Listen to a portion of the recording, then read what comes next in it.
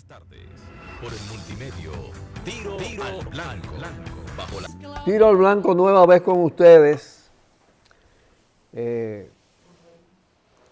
Venezuela, el proceso bolivariano en Venezuela ha sido uno de los fenómenos más destacados por las agencias internacionales, pero al mismo tiempo el más distorsionado, el más estigmatizado, el más calumniado.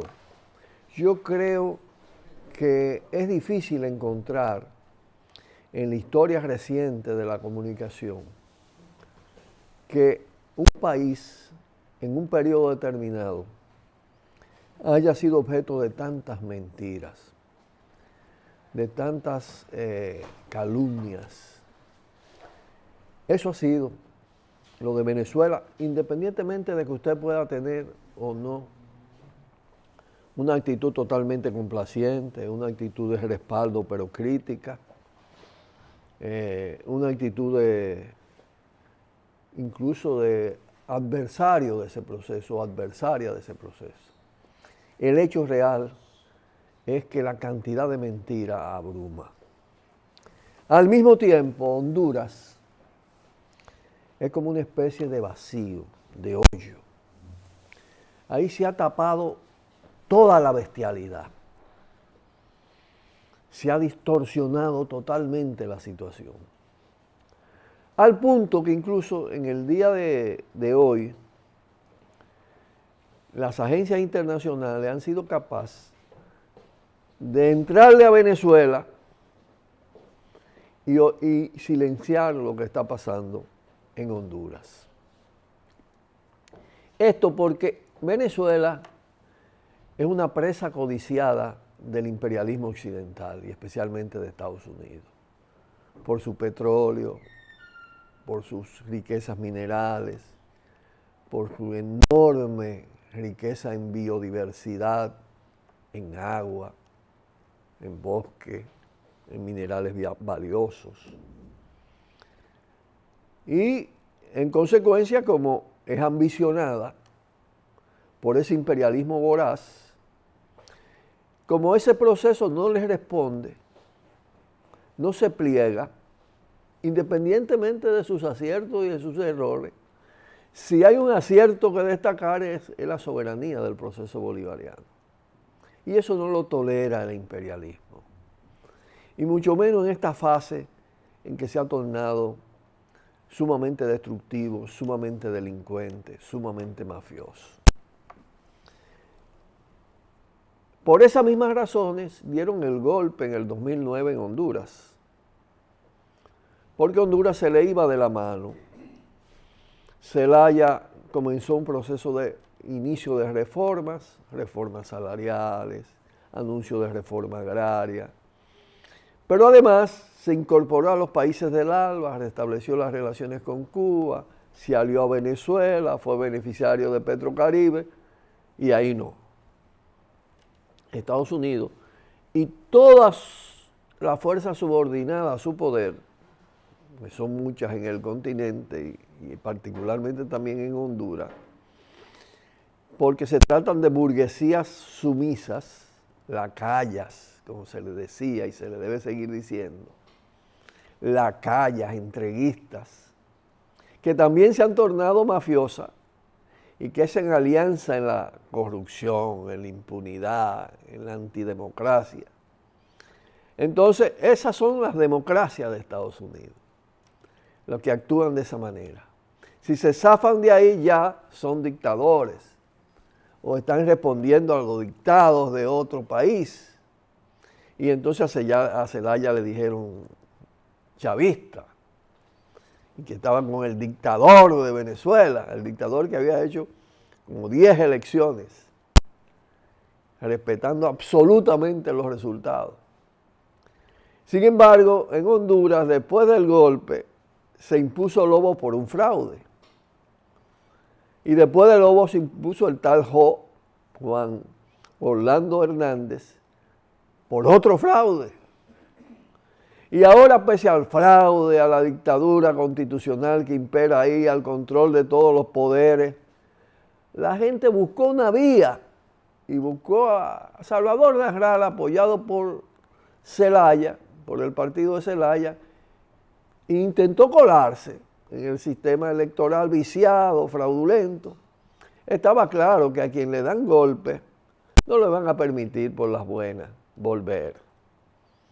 Y entonces por eso el fraude en Honduras es una especie de autogolpe, un nuevo golpe de una institucionalidad pervertida, corrompida, donde la Junta Electoral responde al Partido Nacional, un partido neofascista, conservador, el Congreso también, todas las Cortes, el Tribunal Constitucional.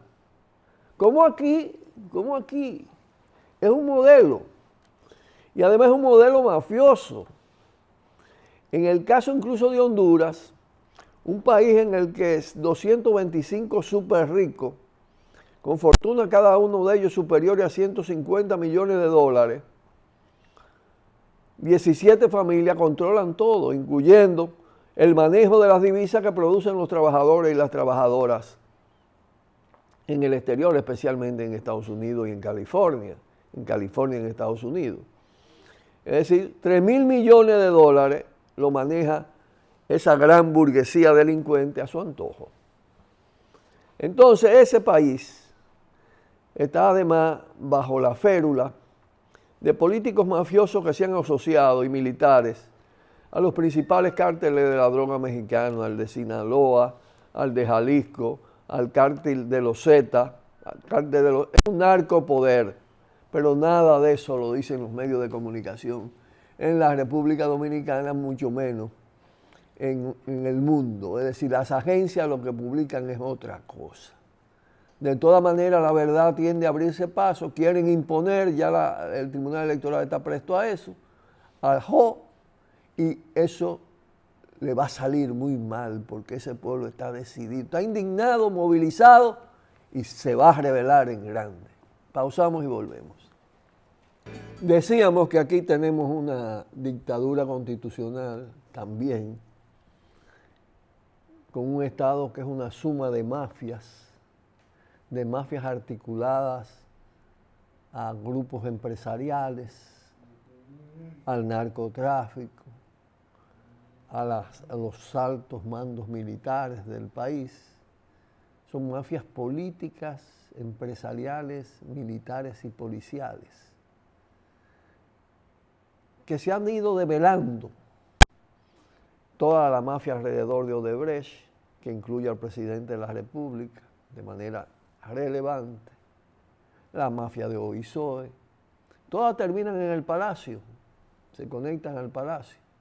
La mafia de Corde, los Tres Brazos, Miguel Vargas, el presidente, la mafia del CEA, que viene de lejos y que se han robado cualquier fortuna en terreno del Estado, las mafias mineras, las mafias de los combustibles, estalló la del GLP recientemente, y todas las que faltan por estallar. Entonces, hay una determinación que fue presionada por la sociedad y que se ha convertido en política de marcha verde. Juicio político a Danilo Medina. El juicio se introduce en el Congreso, pero hay que decir que una vez puesto en el Congreso, tiene toda la posibilidad de ser transformado, convertido en un juicio de la sociedad. Si no hay condena en el Congreso, cosa más que probable, la sociedad se va a encargar de la condena. Esa es la importancia y la trascendencia de ese paso. Plantear el enjuiciamiento a Danilo Medina parte de su ilegitimidad como presidente de la República, la legitimidad de su gobierno y de las instituciones incluso que resultaron conformadas en las elecciones de 2016, elecciones bajo soborno de Odebrecht, fraudulentas, tan fraudulenta como las de Honduras, Pero aquí no hay oposición electoral que se plante, porque esa oposición electoral, en su inmensa mayoría de los componentes, es parecida, aunque sin las capacidades, las astucias del PLD, de la cúpula del PLD, es parecida a la cúpula. Se trata de una partidocracia también corrompida. Entonces, se va trasladando todo el tema al ejercicio de la democracia en las calles de la República. Y la demanda del juicio Danilo está íntimamente relacionada con el reclamo de dimisión, de destitución por el pueblo democráticamente de este gobierno. Y como se trata de, y debe tratarse de un proyecto profundamente democrático, moralizador, con una nueva ética en materia del quehacer político, entonces hay que plantearse una reconstitución del Estado dominicano. Su reinstalación con nuevas modalidades. Es decir, y eso solo se hace a través de un proceso constituyente, que requiere desde ya, a partir de crear conciencia y niveles de organización y niveles mayores de movilización de un poder constituyente que enfrente y derribe el poder constituido, y la convocatoria y organización de una asamblea constituyente popular, soberana, participativa, que redefina la institucionalidad y el proyecto de sociedad y de nación de este país. De eso se trata. Hay una vinculación estrecha, entonces, entre la demanda del juicio a Danilo y la constituyente popular y soberana. Pausamos y volvemos.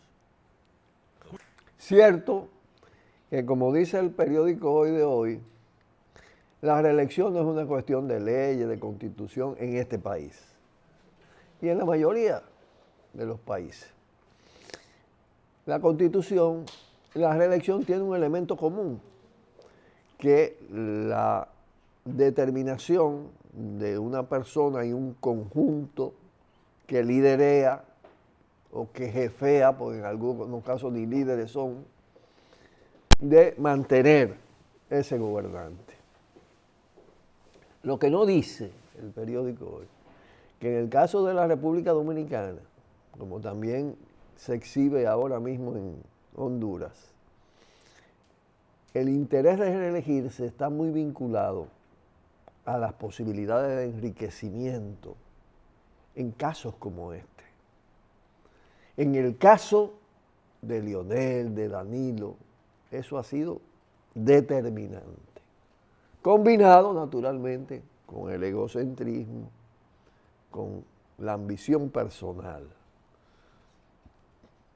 porque se trata de un poder mafioso, pero hay un elemento vinculado a eso, y es que para ellos es una necesidad permanecer, no para mantener un X proceso, que los hay.